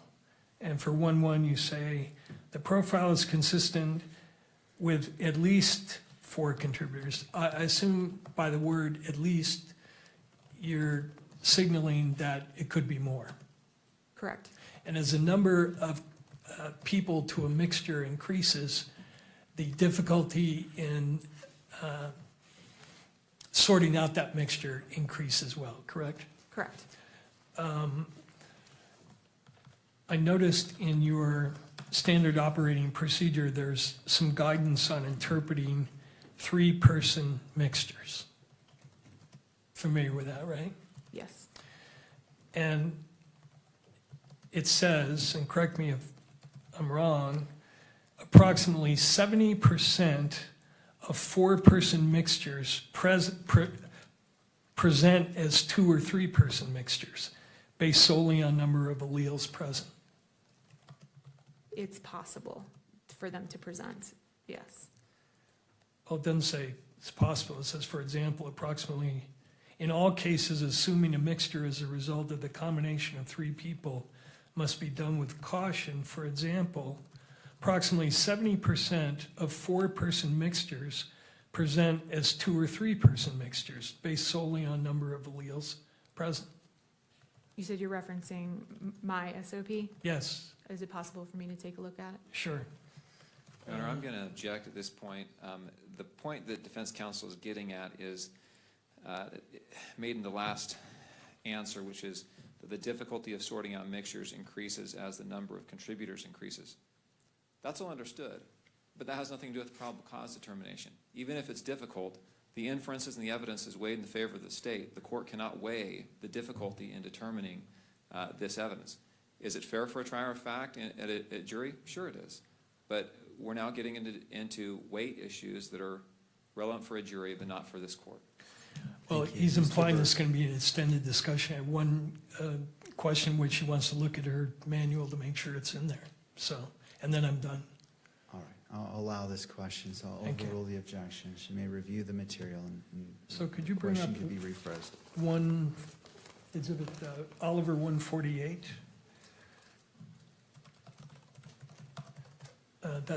This is your SOP document, correct? Correct. And then go to page 83.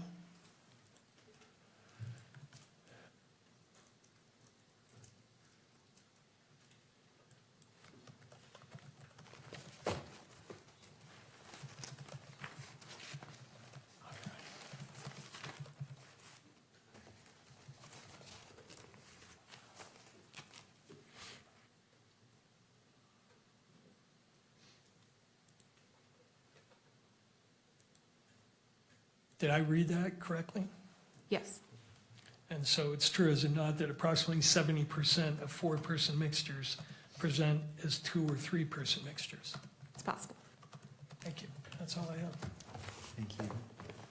We've been going for a bit, and depending on how much cross, I'm trying to decide if a break is warranted or if, Mr. McBride, you wish your cross is limited. Again, not trying to say which way you should go, I'm just trying to weigh whether we should take a break. I will probably be, I will probably be 20 minutes. All right, let's just keep going, and then at that point, we can take a break.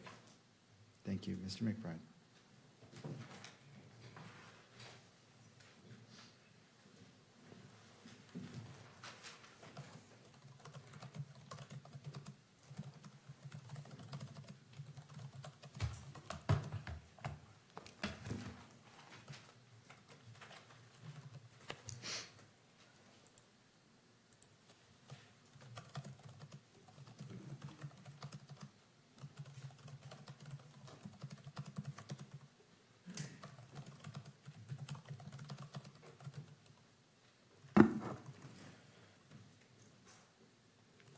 Good morning. Morning. Is your lab accredited? Yes, it is. What does that mean?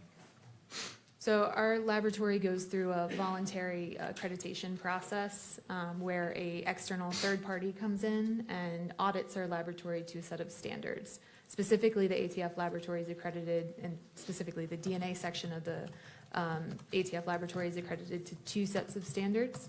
One is an international set of standards called ISO 17025 for testing laboratories, and additionally, a DNA-specific set of standards put forth by the FBI. Does the accreditation require that the methodologies you use be validated? Yes, The methodologies used in this case have been accepted by courts across the country, correct? correct. Does the accreditation require that forensic biologists like yourself satisfy certain qualification standards? Yes, we're required to perform competency testing prior to participating in casework, and additionally, we participate in twice-a-year proficiency testing. And do you satisfy the competency and qualification standards required by accreditation? Yes, And at the time you did the testing in this case, did you satisfy those standards? yes. Moving to your opinions,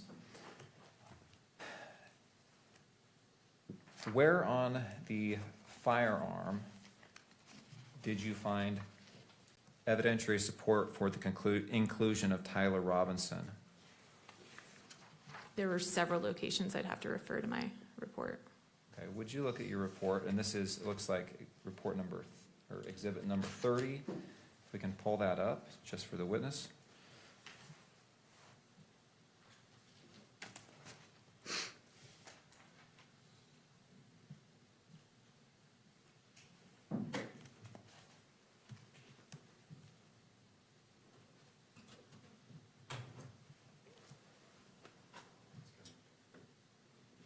Thank you, Kimberly.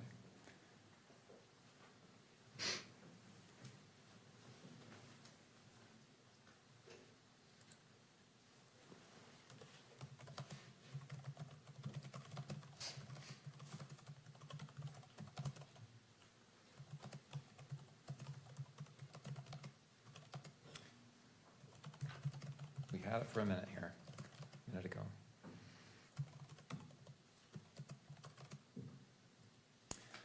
Okay, if we could go to page number 2, please.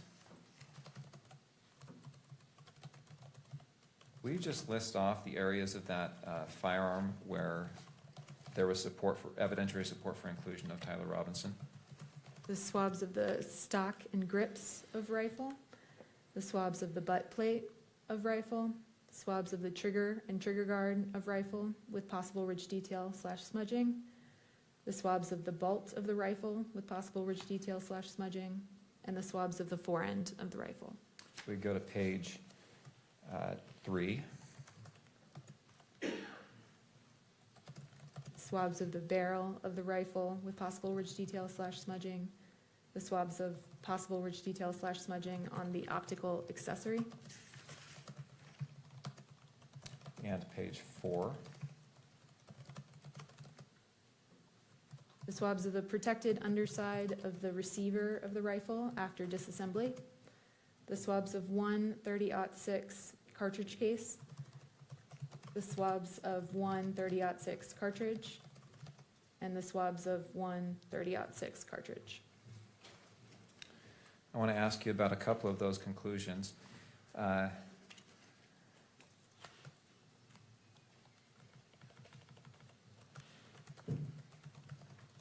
Let's look at page 5, please.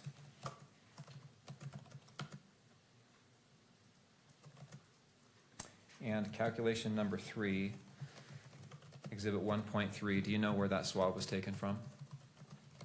I'd have to refer back to page 2. Can we refer back to page 2, please, Kimberly? Thank you. 1.3 is the swabs of the trigger and trigger guard of the rifle. All right, going back to page 5.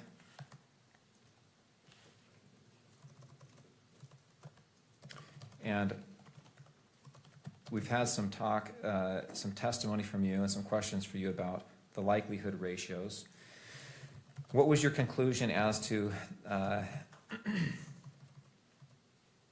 the likelihood ratio that you analyzed in this question, in calculation number 3? For this exhibit, the DNA profile was at least 1 trillion times more likely if it originated from Tyler Robinson as the major component and 3 unknown unrelated individuals than if it originated from 4 unrelated individuals. You say at least 1 trillion times more likely. So it could be a much higher number than 1 trillion. Is that accurate? It's possible. But the protocols in your laboratory say you cap that at the number 1 trillion. Is that right? Correct. We would not report a number higher than 1 trillion. And it looks like you also did a probability statistic as well in paragraph E. Is that right? Correct. It's another way of stating the likelihood ratio statistic. And will you state your findings you made here in paragraph E, and that's on page 6?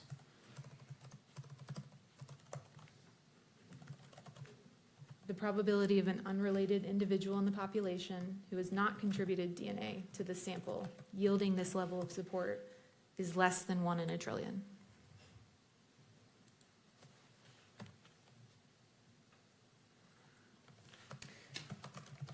And same question there. The trillion number, it could be far less than that, but you stop your calculations or the statistics at 1 trillion. Is that right? Correct. Let us move to page 7 with regard to statistical analysis calculation number 7. Now, do you remember what 1.3 or 1.13 and 2.1 are?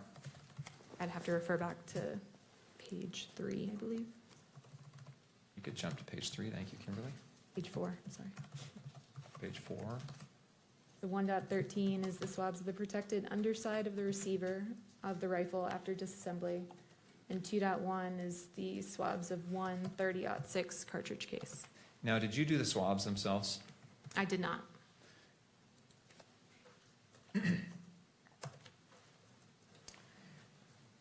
And 2.1 is a cartridge case, is that right? Correct. And what's the difference between a cartridge case and a cartridge?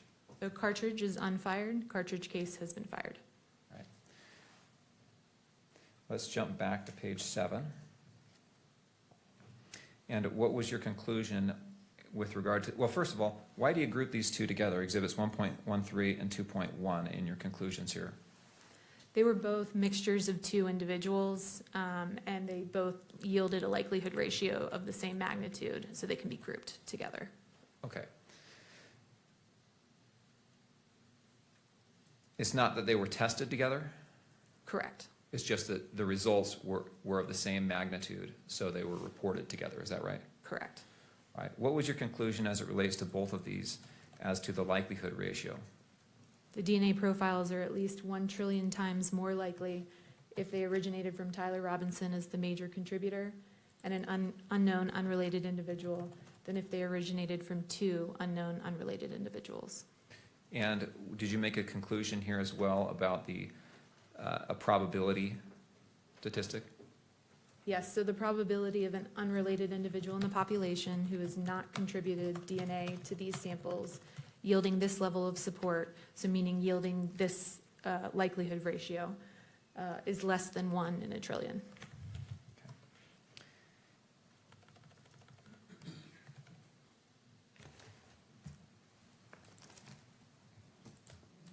Nothing else.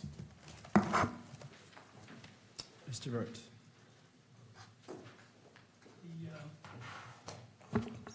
The 1.3 sample is described as swabs of trigger and trigger guard, right? Correct. You didn't do the swabs, but am I correct that you have no way of knowing which part was from the trigger and which part was from the trigger guard? Correct, so they were swabbed together, so I wouldn't be able to say where the DNA came from. And that's one of the samples that was degraded, correct? There were signs of degradation present in that sample, yes.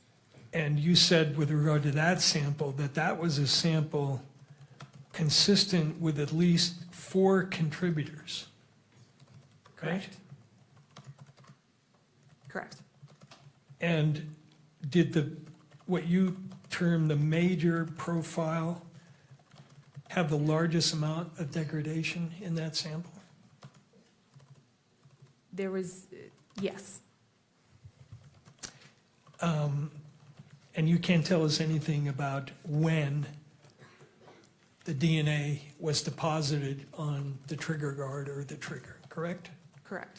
You can't tell us anything about whether, when you say it's at least 4, it could be 5, 6, or 7 people with DNA on that trigger or trigger guard, correct?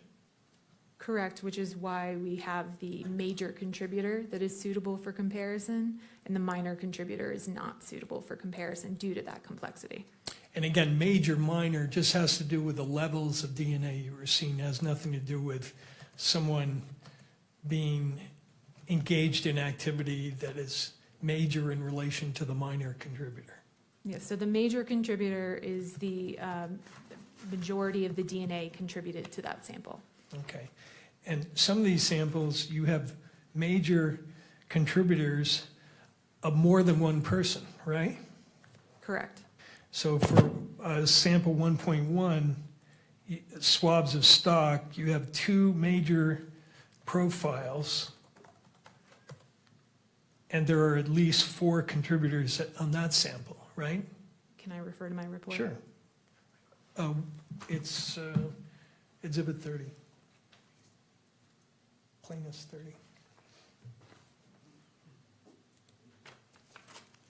Right?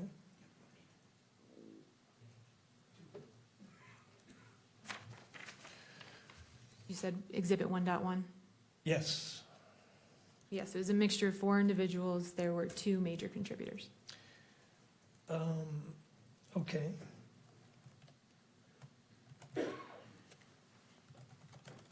And again, with regard to all these samples, no way of knowing when or how the DNA got on those samples, correct? Correct. You referenced another statistic in your report, which is the statistic related to paragraph E, I guess. Correct. Is it what's called a random match probability statistic? Or is that something else? It itself is not a random match probability statistic. It is a way to represent the likelihood ratio similar to a random match probability. But it's still a likelihood ratio computation, right? Correct. It's based off the likelihood ratio computation. And it's still subject to all the limitations we've talked about.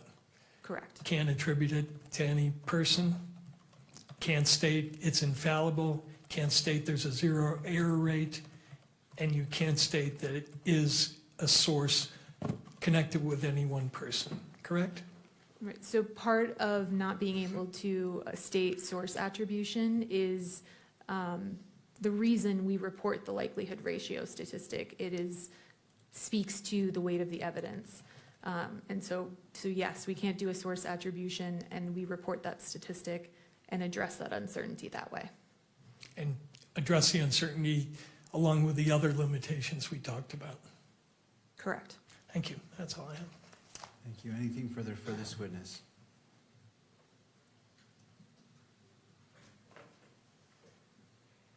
No. All right. May this witness be excused. All right. Thank you, ma'am. You may step down. Anything further from defense? No, we have no further witnesses. All right. Returning to prosecution, anything further? No, Judge, we have no rebuttal evidence to present at this hearing. The state has no rebuttal evidence to present at this hearing. However, before we break, there is the matter that was discussed yesterday with respect to publishing in the courtroom Exhibit 12.1 so that the victim's family can observe that. Thank you. All right, do the parties wish to be heard as it relates to this briefly, and then the court will issue its ruling. And Your Honor, I actually just want to make a quick record. We have advised Mr. Robinson of his right to testify at this hearing, and he is choosing to take our advice and not testify. is that correct, Mr. Robinson? And I note that he's nodding in the affirmative. Thank you, Ms. Visser. All right. In regards to the outstanding issue about the publication of State's Exhibit 12.1 to the courtroom only, to persons here, any further input from any of the parties before the court issues its ruling? Jeff and I, on behalf of the victim, my understanding is you ruled yesterday that you were going to play it, that you did grant our request. So I don't know if we... Thank you.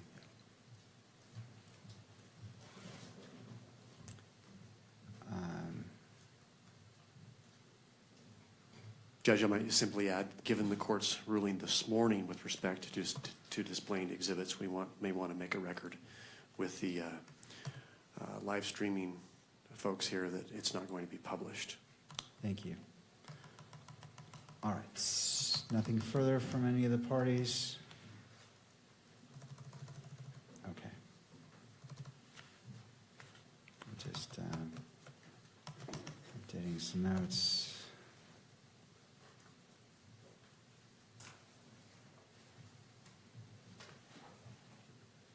All right. The court wishes to readdress yesterday's ruling in light of this morning's sanction as it relates to Exhibit 16. The court separately addressed that incident and imposed a sanction on the record. Having considered all applicable public access, fair trial, privacy, and victims' rights interests, the court adheres to its prior ruling. The court finds that temporarily limiting live stream to audio only while Exhibit 12.1 is displayed is necessary to prevent the inadvertent publication of the exhibit from being transmitted to outside the courtroom, and no broader and is taking the least restrictive means to accomplish what is being requested. Accordingly, Exhibit 12.1 may be viewed by all persons physically present in the courtroom, including victim representative Ms. Kirk in her capacity as the victim representative. The same in-court viewing rules applies to all parties and courtroom attendees. And that is the ruling of the court. Let's go ahead and proceed to that, to the state. So could the camera operator let me know when we're switched to an audio only? We are? Okay. All right. And as it's switched to audio only, to the state, now my understanding there's no audio on this surveillance on 12.1. Is that correct? All right. All right. So let's go ahead and play that. And I'm going to rule that this also applies to the still photographer. It cannot be captured, the screen, in any way. I noted video recording, but I intend as well as no still capture of any of the monitors during the publication of 12.1. All right.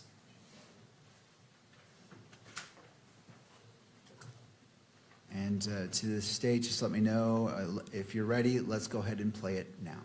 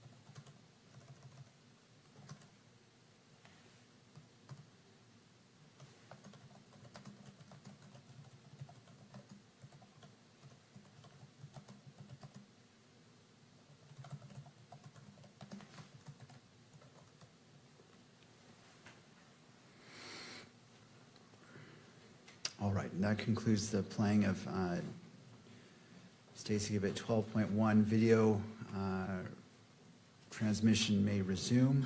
Just let me know when that is live.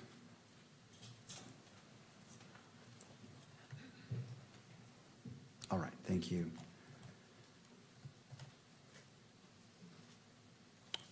Does either party need the benefit of the record? The state does not, Judge. No, Your Honor. All right. So this preliminary hearing is continued to September 1st at 10 a.m. for an in-person hearing. The court will allocate up to 4 hours total for argument. That's encompassing both parties. Does the defense request that Mr. Robinson be physically present for that hearing? Yes, Your Honor. All right, we'll make the recording. Thank you. The court appreciates the professionalism, civility, and respect shown by counsel, the parties, and all persons in attendance throughout these proceedings. As there are no further matters before the court, this proceeding is adjourned until September 1st at 10 a.m. Good afternoon to you all. All rise.